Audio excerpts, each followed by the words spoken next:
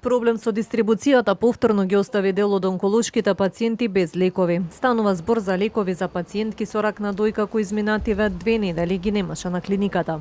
Директорот доктор Игор Стојковски потврди дека повторно се соочиле со недостиг од овие лекови, но истовремено информира дека токму денеска лековите пристигнали и од утре ќе се повикуваат пациентите за терапијата. Лековите беа улудно, беше спроведена постапката, тендерот на рачката беше исто спроведен, имаше некој застој во дистрибуцијата на лекот. Така да, на тој еден лек, мислам дека во текот на вчерашниот ден пристигна во државата, сега да завршат тие формалности, значи денеска, утре, заутре би требало веќе да бидат на клиниката достапни за пациентите. Пациентите ќе бидат повикани, значи да дојдат. Тоа се работи за орална терапија, која ја подигаат од клиниката.